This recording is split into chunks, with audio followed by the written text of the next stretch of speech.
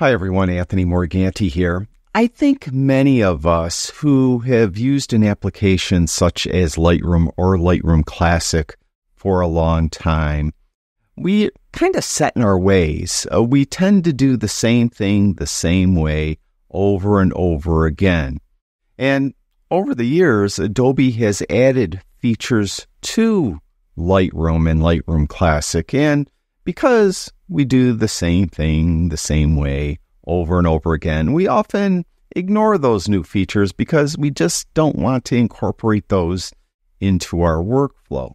Well, in today's video, I want to talk about two different things you may want to consider incorporating into your workflow, which I think the vast majority of us ignore. For example, I have this image. It's an engagement shoot. It is an unedited RAW file. And my typical workflow would be, is if it needs noise reduction, I would use AI noise reduction on it right away. You can see, though, that this image was shot with an ISO of 64, so I'm not really worried about reducing noise. The next thing I would do is I would crop the image if it needs to be cropped. It doesn't need to be cropped, so I don't need to do that here. The next thing I would do is choose a profile. And for the sake of this argument on this image, let's just say I'm just going to go with the Adobe Color profile. Then I would fix white balance if it needs to be fixed. White balance is fine on this image. So far, I haven't really done anything. Then the next thing I would do is tone adjustments. So I would do some tone adjustments here. I would bring highlights down, open up the shadows. I would get a white point. The way I like to do it is hold in the Option key on my Mac. It's Alt key on a PC. And when I click on the white slider, I'll get an entirely black screen. And when I move the white slider to the right, you'll see I start blue coming through there, then some white, a little bit of green down there, in there a little bit. It means I'm clipping those channels, those color channels. And that means you're blowing out the highlights. And I don't want to do that. So I'm going to just bring that white slider down until all that color disappears. That, for me, is a good white point. I'll do the same thing for blacks. I'll hold in that Alt Option key, click on blacks. This time, I'll get an almost entirely white screen. I'm already crushing some of the shadows. You can see the green channel there. And if I move it to left, you can see I'm crushing more. Where you see black, that means I'm crushing all three channels, red, green, and blue. I don't mind crushing the shadows a little bit. I like to have a lot of tonal depth or tonal range in my image. I like absolute black to almost absolute white. And that's the way I'll typically do it. Now, after I adjust tone, the next thing I usually would do is some masking. And as you probably know, masking could take some time, particularly if you're editing a portrait. You're going to have to mask their teeth to whiten it. You want to mask their skin to soften it. You're going to mask their eye white to whiten it, mask their irises to make it, more enhanced. Those are all individual steps and they take time. Well, over the past couple of years, Adobe has added a lot of adaptive presets to Lightroom. These are presets that come with Lightroom. They don't cost extra. They're sitting over here in the presets tab. And if I roll it open, now you can see these are presets I sell. So just ignore those. But down here, you'll see portrait adaptive. You see a bunch of adaptive presets, first of all, and then you'll see adaptive portrait. These are relatively new, and these will save you a ton of time. Let me roll this open, and you can see that the first three presets, there's enhanced portrait, glamour portrait, and polished portrait. All three of these will enhance their skin, whiten their teeth, enhance their eyes, and so on. Let me give you an example. I'm just going to hover over Enhanced Portrait, and it's going to take a second to kick in because it has to build the masks. Oh, it did it very quickly. And you can see I whiten their teeth, it softened their skin a little bit, enhanced their eyes a bit. If I come off it, you'll see the difference. Glamour Portrait, similarly, let that kick in. You can see that didn't whiten their teeth quite as much, but it seemed to have enhanced their eyes a bit more. And if I go below that to Polished Portrait, it's kind of maybe a little bit between the two. But I like that Enhanced Portrait, so I'm going to apply that. And you can see now, if you go over to masking, you can see all of a sudden masks have been applied. And if I open it up, you can see that there are 4 different masks: facial skin, sclera, iris and pupil, and teeth. And you're looking at it, you see the pins are all over the man's face. You're thinking, well, it only did his face and not hers. Well, obviously her teeth are whiter. Well, if I hover, you'll see it actually did both. So it did skin, facial skin on both, the sclera on both, the iris on both, the teeth on both. And that's a real time saver for me to manually come in and apply 4 masks would take much longer than me going over here and just clicking on Enhance Portrait. Now, there's some other AI type presets over here you might want to consider. For example, if we look down below, we get out of the adaptive portrait for a minute, and we go to blur background. Now, I did shoot this at f2.8, but I was at 33 millimeters, so I was relatively wide when I took this shot. So obviously, when you're shooting wider, your depth of field is greater than if I was shooting with a longer lens. So I could go down here and go to blur background. And let's just say I want to do strong blur. I could hover over it to get a preview. It's going to take a second because it does have to build the blur depth mask, and it's going to just take a second to do. And or I could just click right on it, but you can see it's still, there it goes. So it blurred it out. That saves a lot of time. I mean, I could have come over here and did it over here on blur, but just applying a preset. I could apply 2 presets, and I did all this to the image already. It's a real time saver. Now, there are times, though, when you do apply the preset that you're going to have to tweak it. It might not be exactly what you want. For example, I'll go to this image here. First of all, following my own rules of how I go about my workflow, as I look at this, obviously it's a little bit overexposed. I'm going to deal with that in a second, but I do want to crop it because I do that early in my workflow. I'm not going to reduce noise. Don't need to here. So I'm going to crop it. I'm going to tighten it up a little bit and center it a little better than I shot in camera. I was very sloppy when I did this shot. All right, let's move it that way. Okay. Now, I've done videos on this. This is how I deal with images that are either a little bit overexposed or a little bit underexposed. And this works perfectly every single time. What I do, and it doesn't matter if it's overexposed or underexposed. In this case, it's overexposed, but it doesn't matter. I'll take highlights all the way down and shadows all the way up. And again, if this was underexposed, I would do the exact same thing. Then, because this image was a little bit overexposed, I would go to the exposure slider and move it down until it looks like it's properly exposed. If, on the other hand, it was a little bit underexposed to begin with, I would still move highlights all the way down, shadows all the way up, but then I would take the exposure slider to the right and move it up. So that's what I do with an image such as this. That's just kind of a sidebar. It has nothing to do with the subject of this video. But I want to get a white and black point. I'm going to do it the exact same way. Hold in the Alt-Option key, move to the right till I see colors come through, back it off till that dissipates, or just about mostly dissipates right around there. Similarly, for blacks, I'll do the same thing. Move this to the left, see some color come through, back it off. I might want to maybe bring exposure up just a tiny bit more and just double click that white point. Yeah, it still looks good. All right. Now, at this point, let's say I want to blur the background because I shot this at f8, so it has quite a bit of depth of field. So I want to blur the background a little more. Well, let's go over here and let's just do the subtle adaptive blur background. Now it's going to have to build the blur depth mask to blur. Okay, it blurred the background. And it looks okay at first glance, but if you look a little closer, you could see how these chains here are blurry, and they're directly behind the guys, so those shouldn't be that blurry. So we need to come in and tweak it. So if I go to lens blur, several different ways I could do it. I could take this side of the focus range and move it to the right, and it will start to bring that in focus. But another way is you could just go to the focus brush here and get a brush, get a smaller brush, and just come in and just make sure his jacket's a little blurry there. It shouldn't be.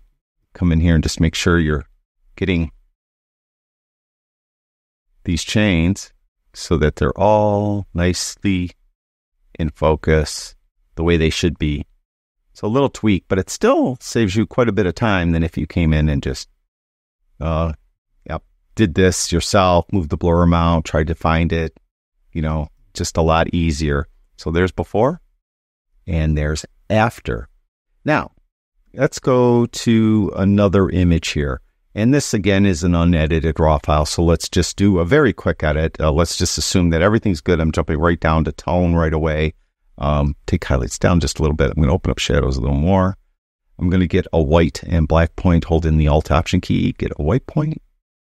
and a black point. Just do this very quickly.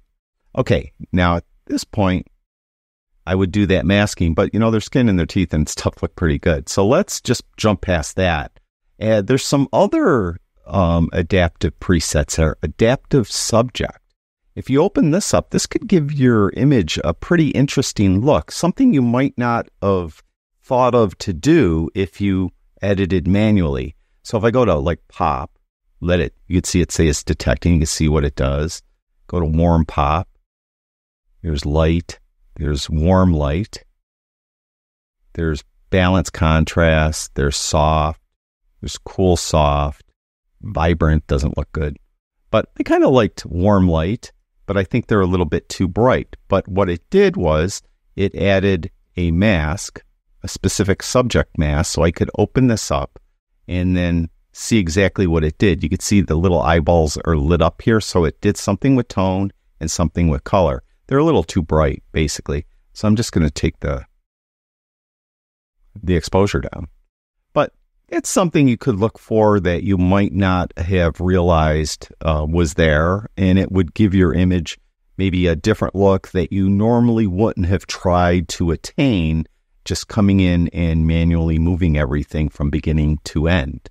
Now let's switch up gears a little bit. Let's get out of presets for a second, and let's go to like an image like this. I mentioned that I think the third thing I do usually is something with profiles. And I often will switch the profile, but I know for a fact that a lot of people don't even bother. They just use the default Adobe Color profile and never switch the profile. And you're kind of cheating yourself because there are a lot of profiles that come with Photoshop that you don't, or come with Lightroom, I'm sorry, that you don't have to pay extra for. And they will give your image a different look, and it's a different base. So you should use, or you should change your profile or choose your profile very early in your workflow, because all your editing gets built on top of that profile. Now, for example, this is a fall scene. Again, it is an unedited raw file, so no editing has been done to this at all. And as I mentioned before, I'd crop. I'm not going to crop it. I'd reduce noise if it needs to have noise reduced. Shot at ISO 100, doesn't need noise reduced.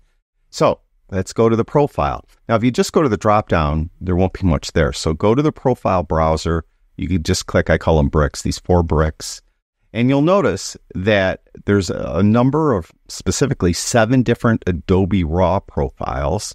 Now, if you're shooting JPEG, you won't have Adobe RAW profiles because a JPEG obviously is a RAW file. So your profiles are really dependent on what type of file you're using and what type of camera took the shot. For example, right below Adobe RAW is camera matching. These camera matching profiles are profiles that are actually available in my camera. So I think this was, well, it says right here, shot with a Nikon D800E. And so whatever profiles were in the camera are here. If you shot with a Sony, you'd have different profiles here. If you shot with a Fuji, you'd have different profiles. So it really is dependent. And if you shot JPEG, I'm not sure what you'd have here. I don't think you'd have any camera matching profiles. So it really depends. Now, because this was a fall scene, I might want to choose vivid. So if I hover over vivid, you can see what that looks like. And you can see it just makes the colors more vivid. But there are more here.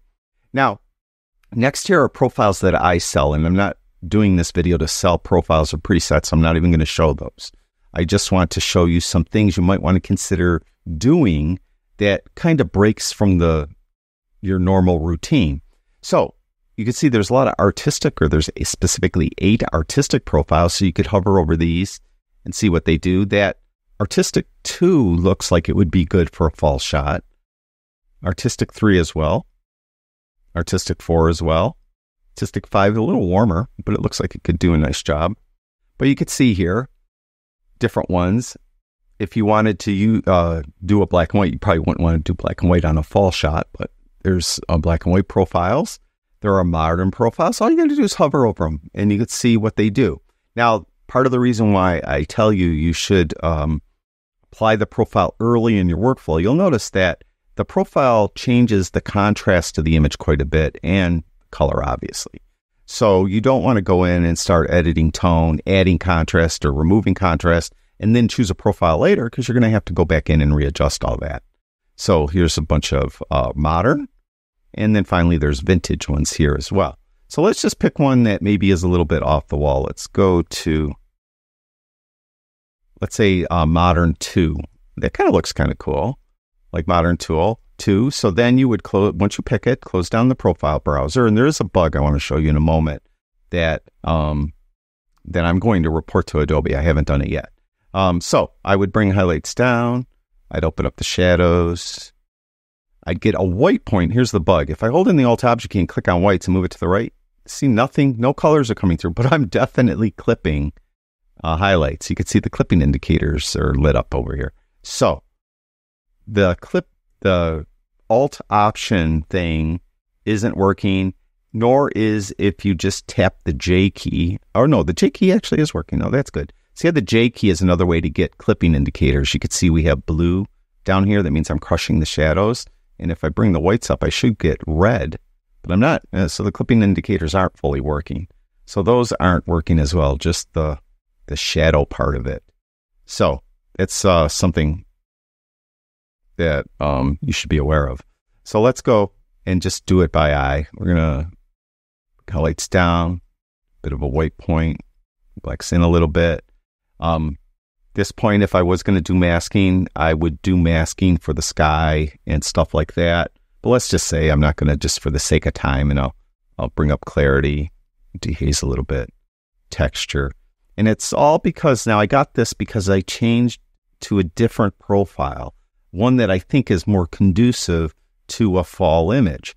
I have another one here. This is another fall image. Obviously, it kind of looks not that colorful, but when I was there, it was pretty colorful. The leaves were really colorful and so on. So let's just say I went, I'm not going to crop it. Don't have to reduce noise. I'm just going to jump right to the profile browser. And let's go to camera matching first. This was shot with a Nikon D850. So there's a little more. You can see there's different profiles here to choose from. I'll look at that vivid one mainly. That one's, kind of blah. So let's go down to the artistic. And 2, 3, kind of like that warmer one, Artistic 05. So maybe we'll come back to that. We're going to skip the black and white one, go to the modern. And, modern 3. I kind of like that. What do you guys think? I like modern 7 too. Did I choose modern 7 last time? I don't remember. And vintage. Is there anything here? I don't think I see anything in vintage. So if I go to modern, I think I might have chose modern 7 last time. I don't remember. So let's do modern 3 just to be different. And then I'd go to my editing. I'll close the profile browser, bring highlights in, open up the shadows. Again, the white and black point won't work. Oh, it does work. It made a layer out of me. So I guess it depends on the exact profile you're using. But on this one, it's working. And bring that in a little bit. We'll add some little bit of dehaze, a little bit of clarity, a little bit of texture, some saturation. All right. That's it. Let's just say that, let's finish it off. I usually finish my edits off with a vignette. I just like to add vignettes, and the vignette isn't working. What is going on with Lightroom? I was editing a photo shoot yesterday, and the vignette worked perfectly. So I wonder if that is profile related as well. So let me go back up here, and let's come off Modern 3 and go back to Adobe Color, and then go to the vignette. Yeah, it's working. So it's profile related again. So maybe you shouldn't use a profile if it's going to give you a different profile. It's going to give you issues. But it's something I'll report this bug to Adobe, and hopefully it's something they take care of in an update. But anyway, that's what I wanted to share with you today. Just maybe break out of your kind of routine and try something different. Remember, there's a lot of really great new presets that have been added to Lightroom over the past couple of years, specifically these adaptive presets. You can see there's a number of different adaptive categories: background, subject, sky, and portrait. And try a different profile, mix it up, give your image a different base to build off of and see if it brings you in a direction you normally wouldn't have gone with your normal editing. Thank you, everyone who watches my videos. I really do appreciate it. I'll talk to you guys soon.